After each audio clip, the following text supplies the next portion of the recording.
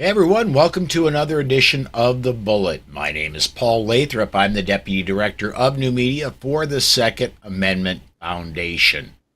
Joining me today, as he does every other Friday, Alex Ooley of the Ooley Law Offices in Indiana. Alex, thanks for coming along on the ride today, man. Great to be with you, Paul.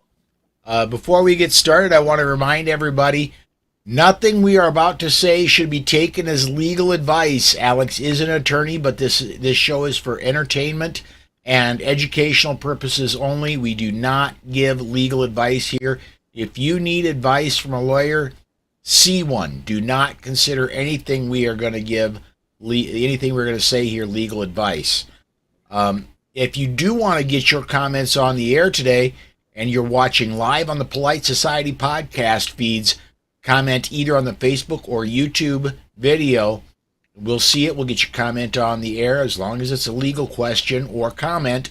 We'll get it up and discuss it on the air. If you're watching anywhere else on OpsLens or anywhere else that's picking this up, go to Twitter and tweet with the hashtag #BulletPodcast, and we'll get your comment up as well.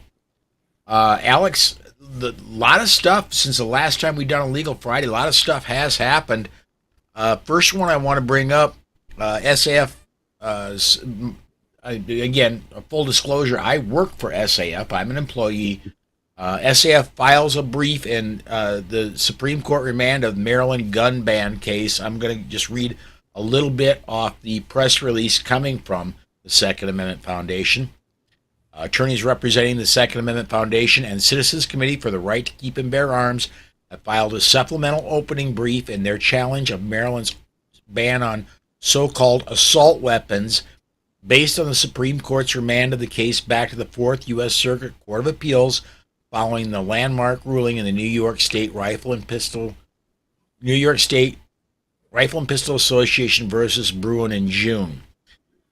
The brief details how the High Court in Bruin overruled the use of intermediate scrutiny in such cases as Bianchi and instead mandated, quote, the only way a law burdening the conduct falling within the Second Amendment scope can be upheld is if the government can demonstrate a historical tradition of regulations rooted in the founding era that burdened the right in a similar way and for similar reasons.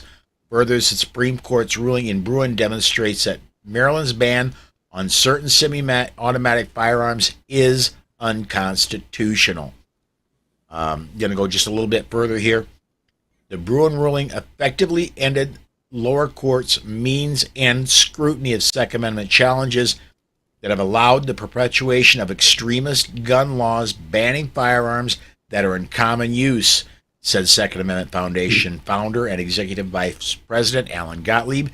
In that regard, the Bruin decision makes it difficult to uphold certain laws, especially when they arbitrarily ban whole classes of firearms and criminalize their possession, clearly violating a citizen's individual right to keep and bear arms.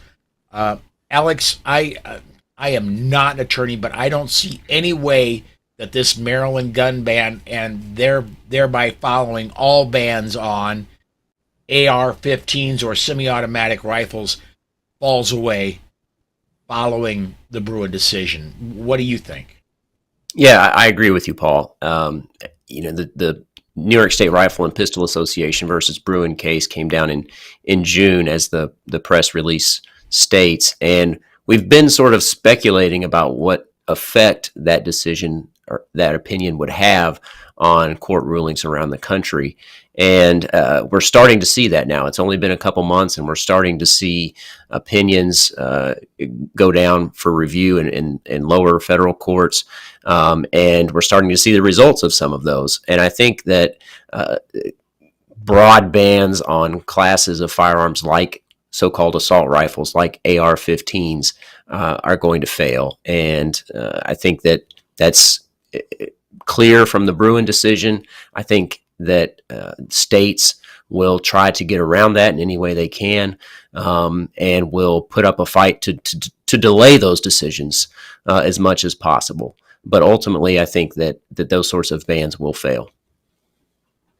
and even going back to the in the 90s, they had their version of an assault weapons ban, and it banned for about 3 years, and because that one was mainly a name ban. Then all of a sudden there wasn't an AR-15. There was a bunch of the Bushmaster 15 or the Ruger 50. They just changed the name, or they changed some features to get around the ban. These bans ultimately, even if legally held up, they eventually, look at what happened in California. They came up with a bullet button to get around the non-removable magazine. You had to have a tool to remove it. Well, the bullet button was a tool. They come up with things to get around. You're not gonna outthink ingenuity. There will always be a way around these things. Mm-hmm. Yeah, you're right. In that respect, the marketplace is a marketplace of ideas and innovation, and people always find ways around the law. The law is very reactive in that respect. And the other important thing to remember that the press release points out is that not only did the Supreme Court in New York State Rifle and Pistol Association versus Bruin overrule the law in New York, this special need requirement in their May issue licensing regime, but they confirmed the standard of review for these sorts of challenges, and that is text, history, and tradition of the Second Amendment. It's not some interest balancing that the courts are supposed to engage in, because levels of scrutiny like intermediate scrutiny, even strict scrutiny, or rational basis, those give power to the judges to basically make the case come out however they want the case to come out. They make judges policymakers. And the Supreme Court explicitly said that that's not the standard that needs to be applied to challenges to the Second Amendment. It's the text, history, and tradition. And broad bans like these for commonly used arms won't be upheld and don't meet that standard. Yeah. Next story we have here. This one goes to New York, the home of the Bruin decision, or at least that was the state that was being fought in Bruin.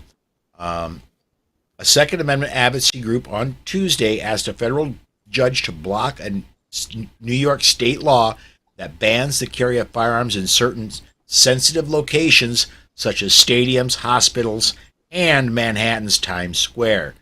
The request was part of a lawsuit brought by Gun Owners of America against a New York law enacted this summer in the wake of a landmark Supreme Court decision expanding the Second Amendment.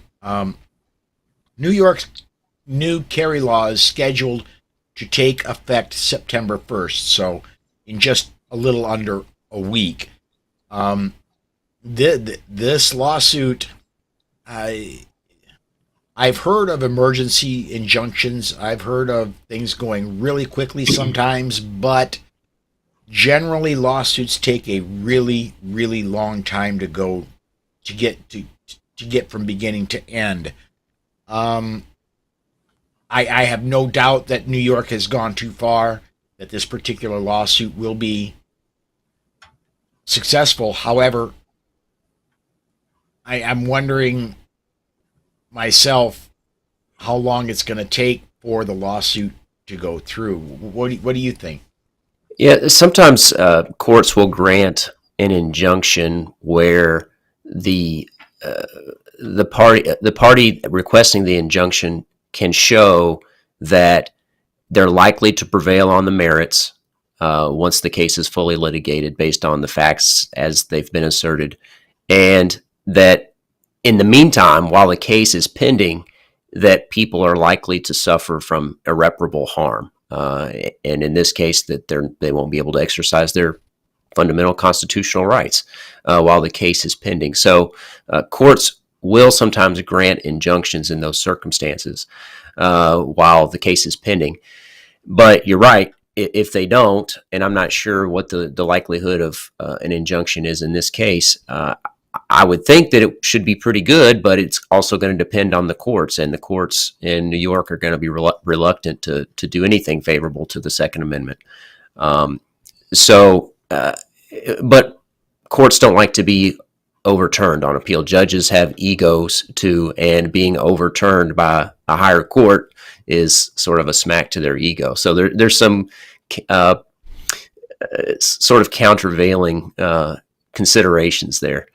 So I think ultimately, though, that these challenges will succeed to some extent. Of course, this is just a classic example of New York grasping at straws to try to limit the Second Amendment in other ways, since their May issue and special need requirements were struck down by the Supreme Court.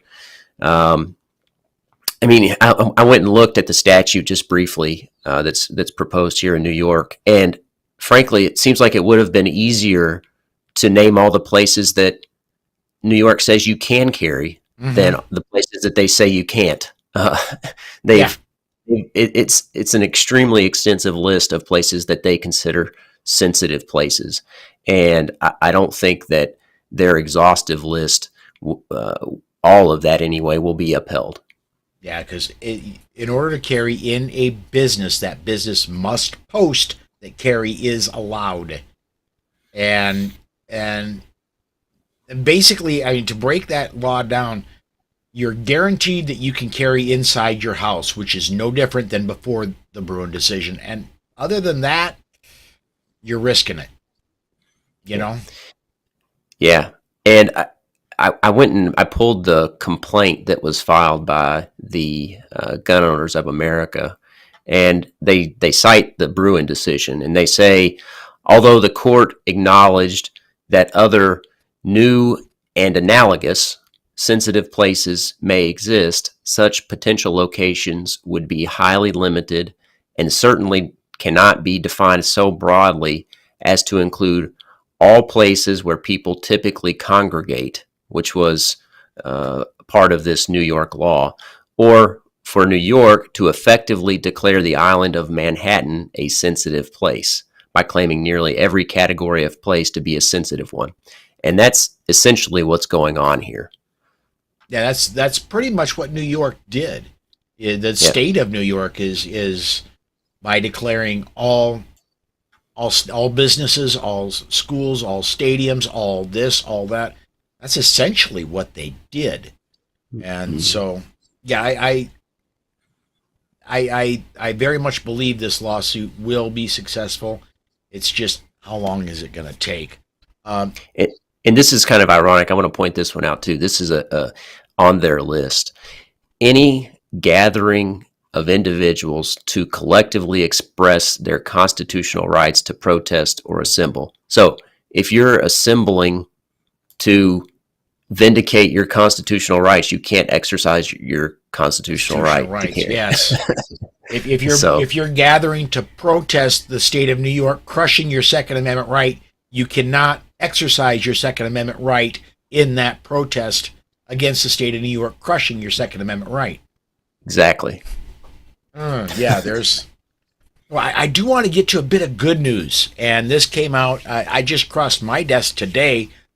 In Texas, a federal judge threw out the state's ban on people between 18 and 20 years old from carrying handguns on Thursday in what appears to be the first major judicial decision since a landmark ruling on weapons rights by U.S. Supreme Court in June. Of course, that's the Bruin decision we've been talking about the entire show. The challenge to this Texas statute that bans young adults not in active military service from carrying handguns in public was filed in 2021 by the Firearms Policy Coalition. The group said the ban violated the U.S. Constitution's Second Amendment, which says states can organize militias and that the right of the people to keep and bear arms shall not be infringed. In June, the U.S. Supreme Court ruled for the first time that the Second Amendment guaranteed an individual the right to carry weapons in public for self-defense. The decision also ordered the federal judiciary to apply a history-only test when considering challenges to weapons regulations, saying a regulation was constitutional only if it was similar to those around the 18th century when the Second Amendment was ratified. Um, Texas judge, and then let's get this. This was a federal judge in Texas.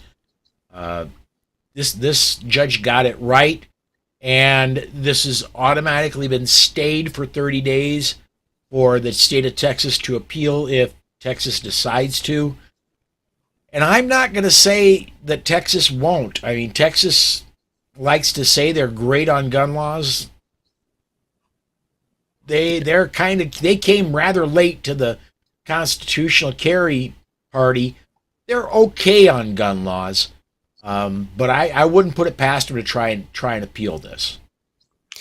Yeah, and let's face it. I mean, maybe they realize that if they appeal it, they're going to lose. So they may or may not, because I think they will ultimately lose, because 18 to 20-year-olds are part of the people that's in the Second Amendment. The right of the people to keep and bear arms shall not be infringed. And being 18 to 20 doesn't somehow make you not part of the people. You are part of the people. An 18-year-old is an adult, and you can do lots of other things. You can vote. You can serve in the military. So why wouldn't you be able to exercise a constitutional right, a natural right that's protected by the Constitution, I should say? And I think that this sort of law is not one that's supported by the text, history, and tradition of the Second Amendment. So based on the analysis in Bruin, I think ultimately this sort of challenge would fail, or this sort of law would fail. So I don't know what Texas will do, but I think an appeal would be futile. Oh yeah, I absolutely agree. Get this comment in here from gun websites on the YouTube side. Pete says, notice they used the new term weapons rights, intentionally ignoring or marginalizing all other reasons to appreciate the right to own a firearm other than violence. Yeah, I like the point. A weapon you think of as something that's used offensively, something as a violent tool, rather than a defensive tool. So that's a good catch in terms of the language that's used. But I'm guilty of this too.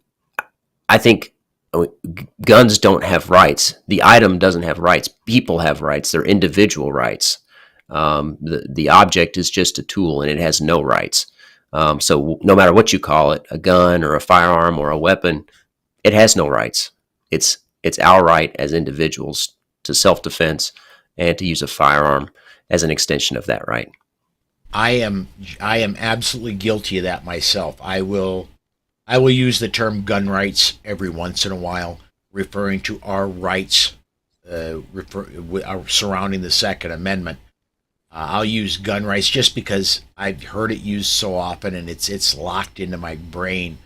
I should be using civil rights because it is one of our civil rights, but it's I've used it so often it's hard to get off of that.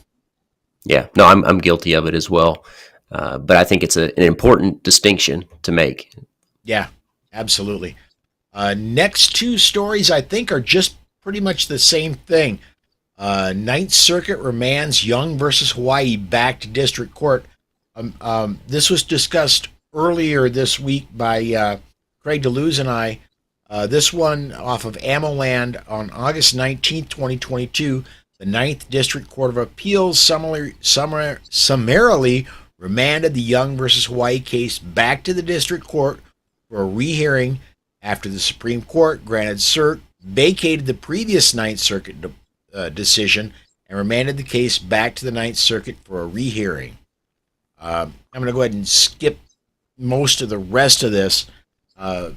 Basically, Alex, my take on what happened here is this seems to me to be a delaying tactic. In the Bruin case, it's Justice Thomas, in his opinion, especially when he wrote about the text, history, and tradition, it seemed to me like he was writing straight towards the Ninth Circuit.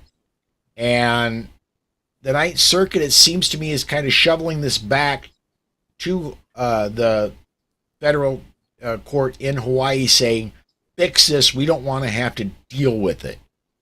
Is that your take, or is this a little deeper? I think that's what's going on. They may not say so. They're not likely to say so. I think that the state here is probably arguing to the Ninth Circuit that, listen, the Supreme Court has established this new standard that we're supposed to apply, and we haven't researched the history and the text and the tradition enough to be ready to make a full-fledged hearing at the Ninth Circuit. And we need this to go back to the district court to give us time to develop that, to develop the briefs, to develop the history, et cetera. And I think the Ninth Circuit probably used that sort of rationale as an excuse to send it back to the district court, because it does delay a favorable decision to individual liberty until to the Second Amendment. So I think that's probably what's going on here. But either way, I think that the Ninth Circuit is probably happy that it's going to delay the process and make the plaintiff litigate this and take more time and expense to litigate it and ultimately get a favorable decision. Yeah, and I want to go right there because it's going to add expense for Young. It's going to and let's face it, yeah, I'm not sure, or I'm not certain whether Young's expenses are being picked up by SAF or GOA or FPC or anybody else. It's going to add more expense to Young. It's going to add more time. And honestly, I mean, I don't have any hat, let alone a tinfoil hat, but you have to wonder if the Ninth Circuit isn't hoping, well, maybe he'll get into a tragic car accident or a bus will run this guy over, and then the case is moot, and we don't have to deal with it again.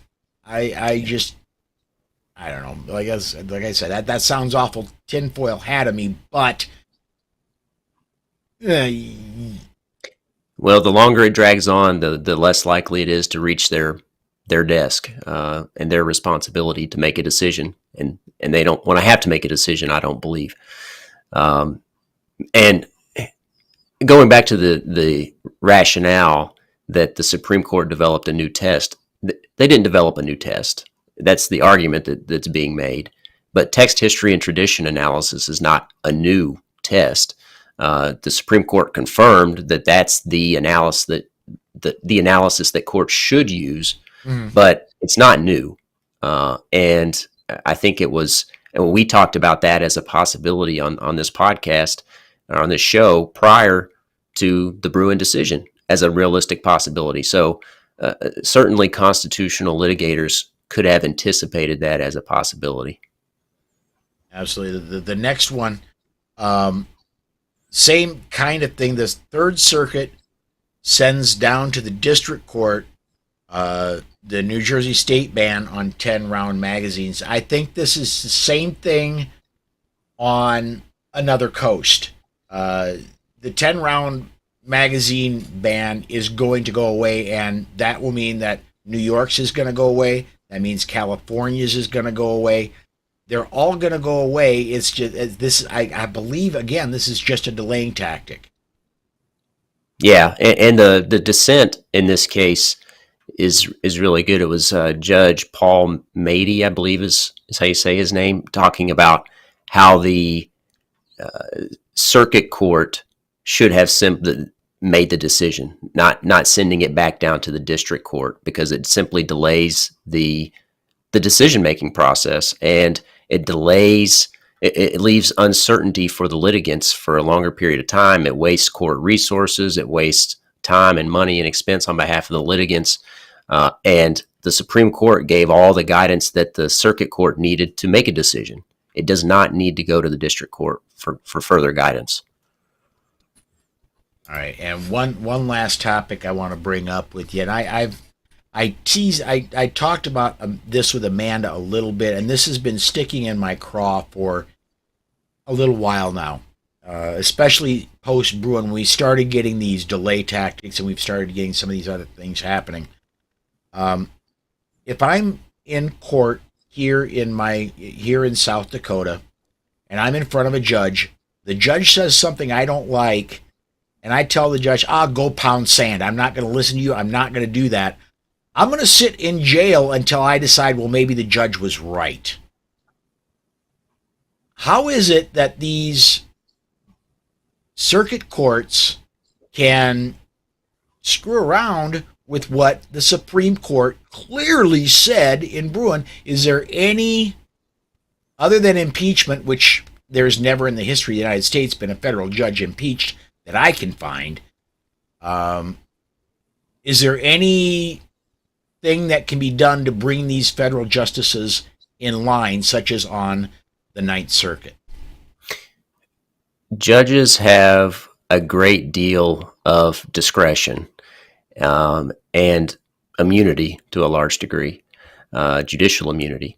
So it would be very difficult to remove a judge from the bench unless there were some sort of a clear ethical violation or violation of the Code of Judicial Conduct.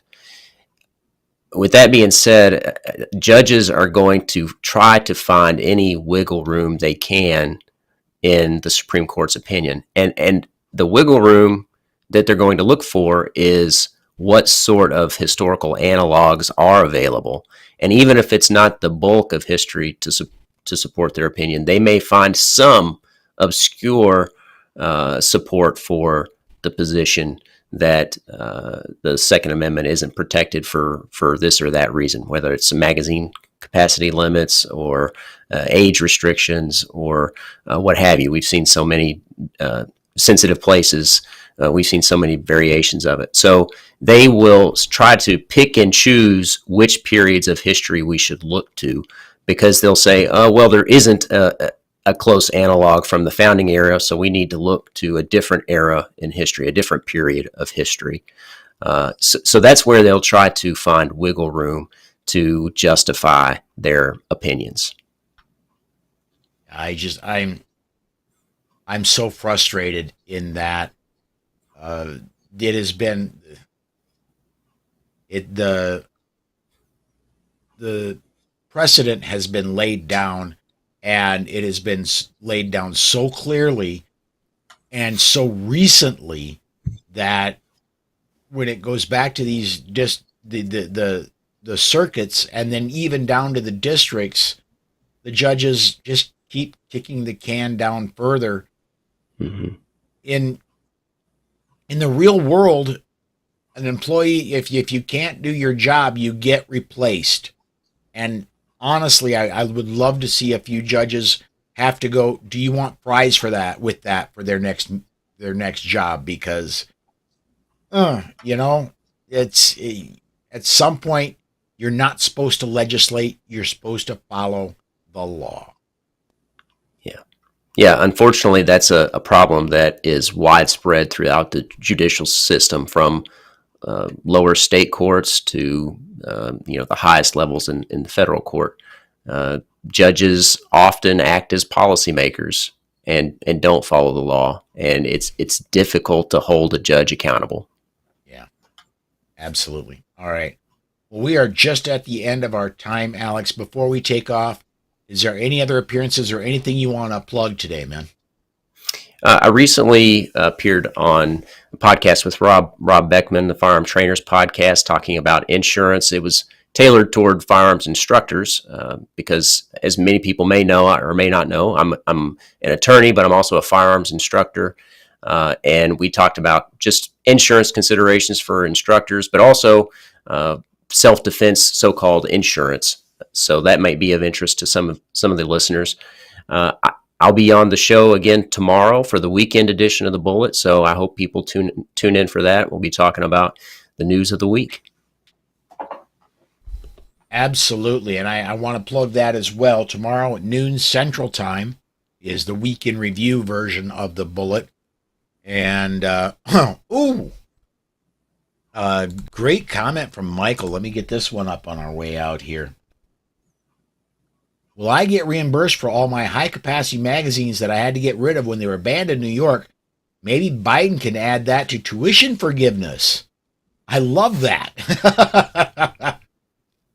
Now, if you go by market value in New York, you could be looking at some serious money. So, yeah. I could get on board with that more so than the tuition forgiveness, Yes. because that was property that was taken from you. Yes. And you actually laid your own money out for it. You didn't take out a loan promising to pay it back, at least unless it was you just put it on a credit card. Yeah. You didn't take out a loan promising to pay it back and then not pay the loan back and force that on me. Anyway, that's going to do it for us. Again, tomorrow, noon Central Time, right where you're watching this, you can see the weekend edition of the Bullet. Will run down the weekend review. Tomorrow is going to be, and let me get my calendar up so I do not miss this. I want to make sure I get everybody who's going to be on with Alex on that show. It's going